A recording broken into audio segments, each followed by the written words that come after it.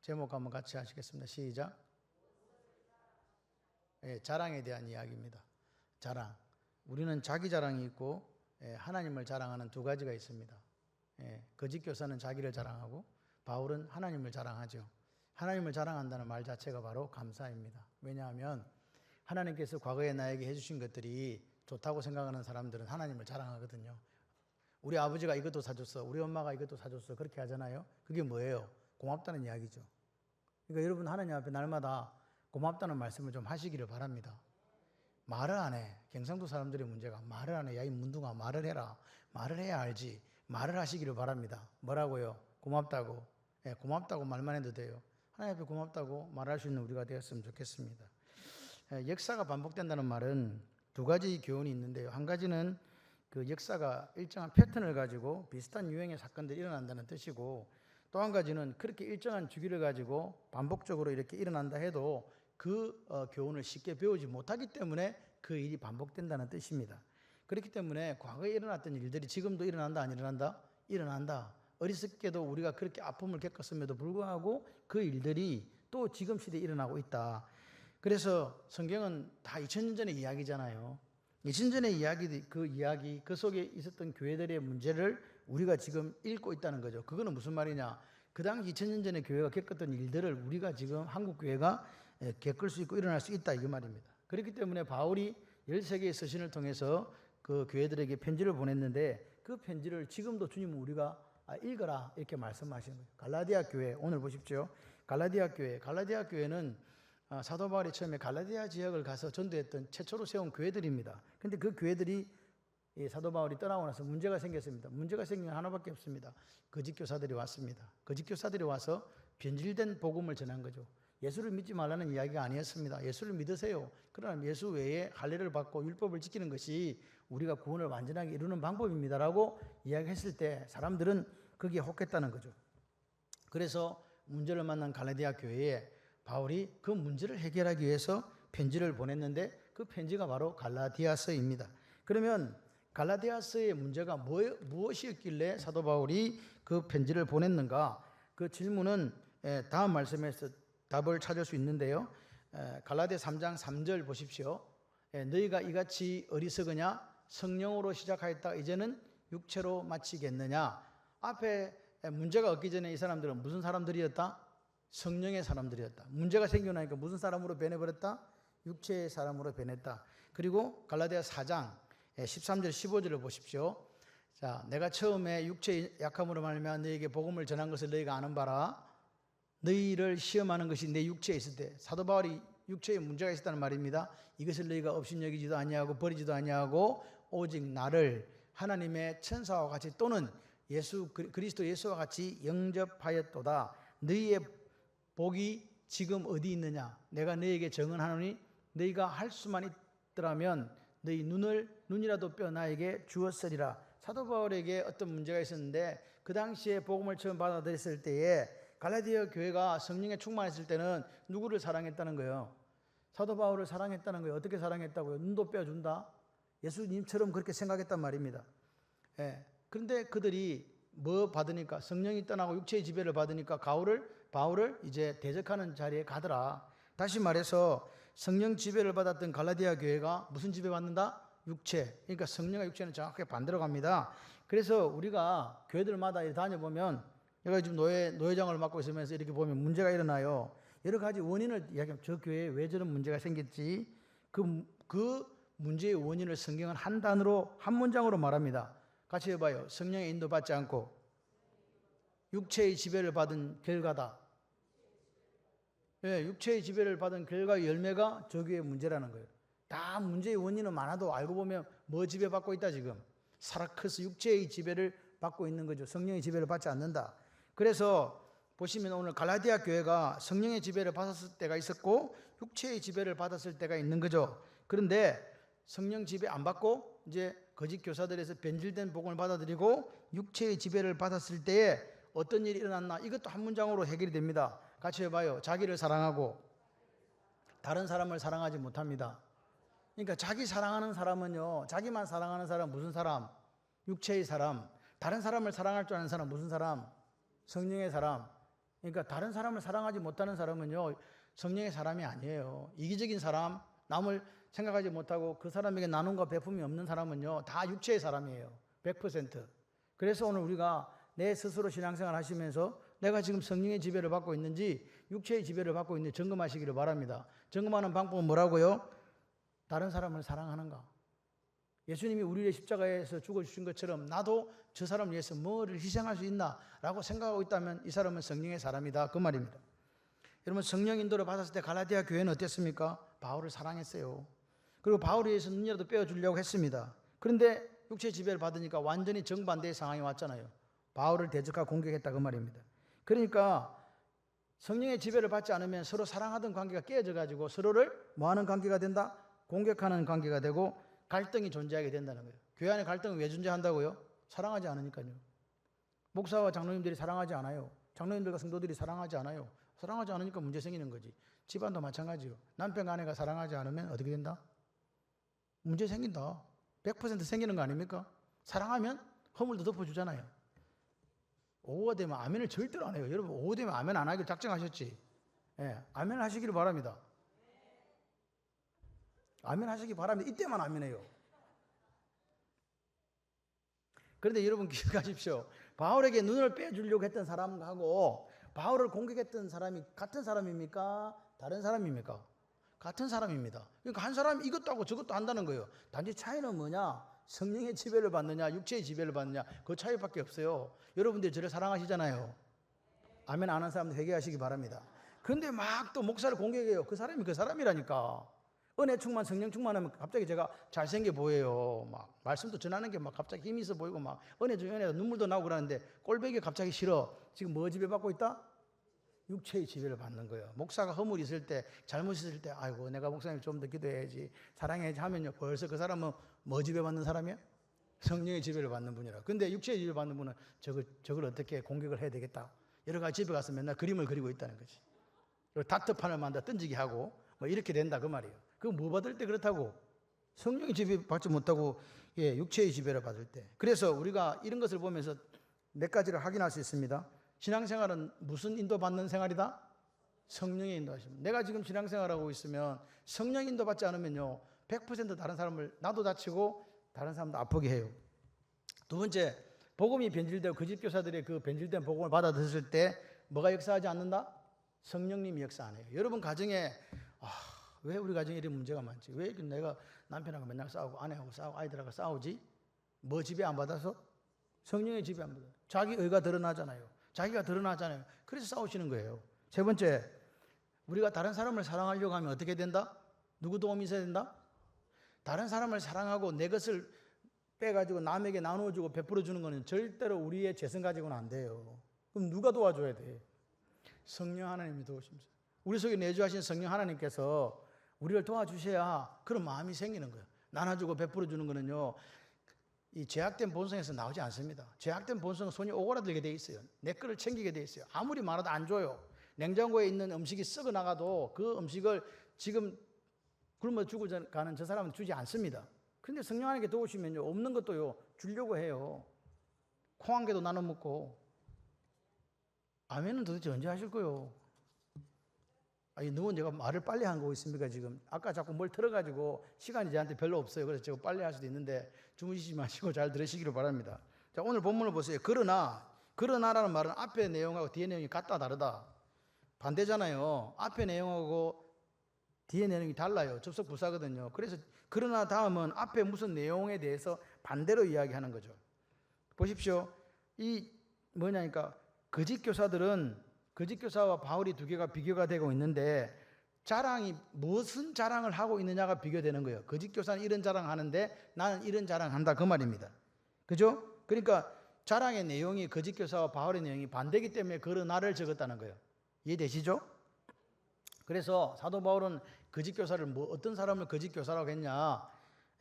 예수님 자랑 안 하고 뭐 자랑하는 사람? 자기 자랑하는 사람. 예수님 자랑하지 않고 자기 자랑하는 사람을 거짓 교사라고 그래요. 그럼 지금도 단에서 말씀을 전하고 설교하지만 거짓 교사, 거짓 목사 있을 수 있다 없다? 있을 수 있다는 거예요. 자기 자랑하고 있다면. 맨날 교회 자랑해. 뭔 교회 자랑을 해요? 이 건물요 우리 죽고 나면 사라질지 안 사라질지 아무도 몰라. 오늘 여러분이 살아계신 성전이잖아요. 성전이기 때문에 여러분들이 누굴 자랑하고 살아라. 입만 뻐끗하면 예수님이 나와야 돼요. 그게 오늘 우리의 삶의 모습이라고 저는 생각을 합니다. 그래서 거짓 교사는 자기를 자랑했고 바울은 하나님을 자랑했는데 특별히 십자가를 자랑했다는 거죠.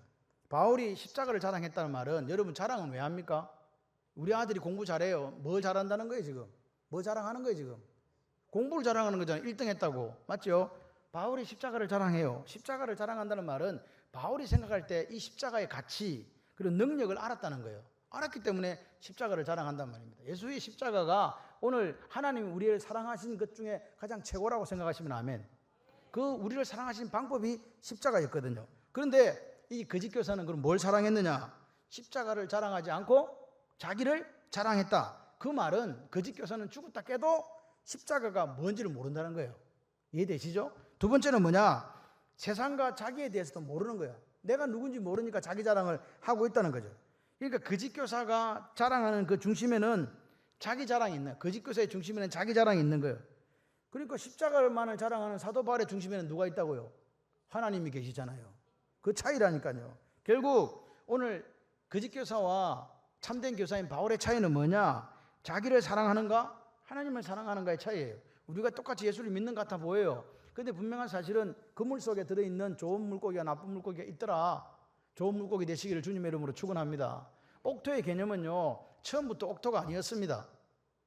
네 가지 종류의 밭이 있는 게 아니었어요. 길가에 그 사람이 어느 날 그 속에 하나님의 말씀이 들어올 때 그것이 암석 위에 갔다가 그 다음에 뭘로 가요? 가시덤불로 갔다가 그 다음에 어디로 간다고요? 옥토로 가는 거라고요. 이해되십니까? 내 마음밭이 길가에 있다면 괜찮아요. 다시 시작하시면 돼요. 어디가 되도록?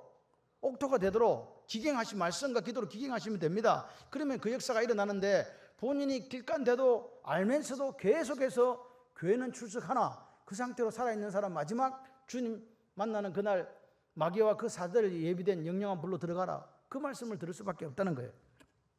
그럼 물어봅시다. 바울이 왜 십자가만을 자랑했을까요? 자, 그 문맥적으로 우리가 살펴봐야 돼요. 갈라디아서는 무슨 문제를 계속 제기하고 있냐? 거짓 교사들이 전한 이 변질된 복음의 심각성을 이야기해 주는 거거든요.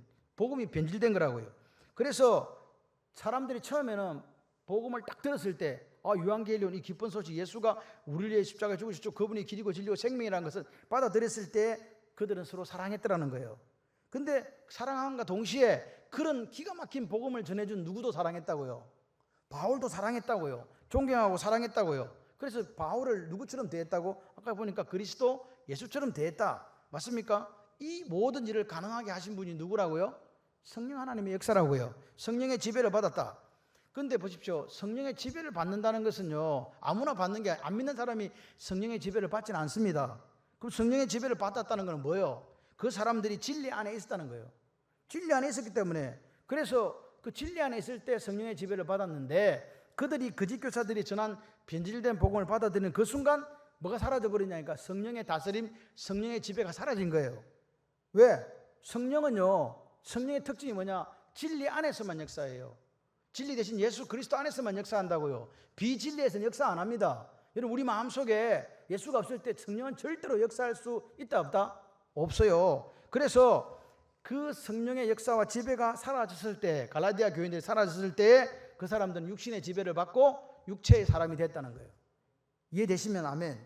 그래서 보십시오. 우리 교회뿐만 아니라 모든 교회에서 일어나는 문제는 육신의 열매와 결과다. 육신의 지배를 받으면 그렇게 된다는 거예요. 성령의 지배를 받지 않은 사람이 자꾸만 많아지는 시대를 우리가 살아가고 있습니다. 그런데 중요한 것은 그런 사람들이 교회 안에 주도권을 잡아요. 그러면 그 교회 어떻게 되겠어요? 교회는 문제에 휩싸이게 됩니다. 왜? 그 사람들은 정확하게 성령의 지배를 받지 않기 때문에 육신의 지배를 받고 세상의 지배를 받아서 세상의 것들, 세상 정신을 그대로 교회를 끌고 오기 때문에 그래요. 그래서 교회를 세상과 같이 똑같게 만들어 가려고 하잖아요. 계급을 만들고 자리를 만들고 그렇게 만든다 그 말입니다. 오늘 갈라디아 문제, 그 갈라디아에서 교회에서 일어났던 그 문제가 지금도 우리 주변에 일어나고 있습니다. 거짓 교사들은 자기를 자랑하고 바울은요, 자기를 자랑하고 싶은 게 있었을까요? 없었을까요? 있었어요. 바울을 보세요. 바울은요, 남한테 내놔도 전혀 뒤지지 않는 그런 배경을 갖고 있던 사람이었습니다. 그런데 자기를 자랑할 수 없었어요. 사도 바울은 고백합니다. 내 속에 선한 것이 없다고. 오라 공고한 사람이다. 누가 나를 사망의 법에서 건져내라 했던 그 사람이 있기 때문에 그는 자기를 자랑할 수 없었어요. 여러분, 인간적인 면으로 가지고 둔다면 거짓 교사들이 뛰어나요? 사도 바울이 뛰어나요? 사도 바울이 훨씬 뛰어납니다. 근데 그는 자랑할 것이 없습니다. 왜? 자랑하는 그것들이 다 어디에 속한 것들이었기 때문에, 육체에 속한 것들이기 때문에 그렇습니다. 그래서 사도 바울은 그 거짓 교사들이 자랑했던 그 자기 인간적인 백그라운드에 대해서 뭐라고요? 빌립보서에서 그것을 뭘로 얘기했다? 배설물로 얘기했다라고 이야기하는 거죠. 다시 말해서 바울은 예수를 믿고 뭐가 바뀌었냐? 자랑거리가 바뀐 거예요. 자랑거리가 바뀌었어요. 여러분, 오늘 우리가 예수를 만났잖아요. 예수를 믿었잖아요. 구원받았잖아요. 그러면 우리는 삶의 목적이 바뀌어야 돼요. 1번. 두 번째는 우리의 가치관이 바뀌어야 돼요. 세 번째는 우리의 세계관이 바뀌어야 됩니다. 이거 안 바뀌고서는 다 어디로 가느냐? 결국은 육체의 사람으로 갈 수밖에 없다. 오늘 예수 믿고 여러분 가정과 인생과 우리 교회 안에 목적의 변화, 가치관의 변화가 있기를 바랍니다. 그게 없으면요 다 가짜예요. 마지막 우리가 뭐 목사요, 장로님이요, 권사님이요, 안수집사님 뭐 살았는데 마지막 주님이 그렇게 말씀하시는 거예요. 나 모른다고. 너는 육체의 사람이었다고. 너는 성령의 사람이 아니었다고. 너는 너를 자랑하며 살았다고. 너는 전혀 너만을 사랑하고 다른 사람에게 나눔과 베품과 섬김이 없었다라고 그렇게 이야기할 수 있단 말입니다. 여러분, 바울도 한때는 바리새인이었거든요. 그래서 그 사람들이 자랑하던 것, 거짓 교사들이 자랑한 거 자랑했습니까? 안 했습니까? 나 히브리 사람이야. 나 베냐민 지파야. 나 8일 만에 할례 받았어. 나 가말리알 문화에서 나는 공부했던 사람이야. 나는 유대인 중에 유대인이야. 율법에 어로서는 흠이 없던 사람이야 라고 자랑했던 사람입니다. 사도 바울한테 와가지고 말해갖고는요 다 깨갱하는 거예요. 그런 사람이 뭐라고요? 지금 뭐라고요? 나는 자랑할 게 없다고 이야기하는 거예요. 나는 예수님밖에 없어. 뭐 때문에? 복음을 받아들였기 때문에 그래요. 예수 그리스도의 피 묻은 십자가 복음을 받아들였을 때, 그가 다메섹 도상에서 부활하신 주님을 만났을 때 그는 완전히 깨어졌어요. 오늘 우리가 정말로 인격적으로 예수님을 만날 수 있다면 우리는 깨어집니다. 인격적으로 안 만났기 때문에 시퍼렇게 내가 살아있는 거예요. 내가 죽으려면 예수를 만나서 내가 죽어야 돼요. 직접 인격적으로 만나면요 내 죄가 보이고 내 꼬라지가 보입니다. 그러면 깨어질 수밖에 없어요. 오늘 갈라디아서 6장 14절을 쉬운 말로 제가 한번 쉬운 성경으로 읽어보겠습니다. 그러나 내게는 우리 주 예수 그리스도의 십자가 말고는 아무것도 자랑할 것이 없습니다. 그리스도의 십자가를 통해서 세상은 나에 대해 죽었고 나는 세상에 대해 죽었습니다. 이 죽음을 이야기합니다. 오늘 사도 바울은 십자가를 자랑합니다. 그 십자가는 뭐냐? 내가 세상에 대해 죽었기 때문에 죽었다라고 해요. 그러니까 우리가 예수를 믿는다는 것은 세상에 대해 죽고 자기에 대해서 죽고 율법에 대해 죽고 죄에 대해 죽은 거예요.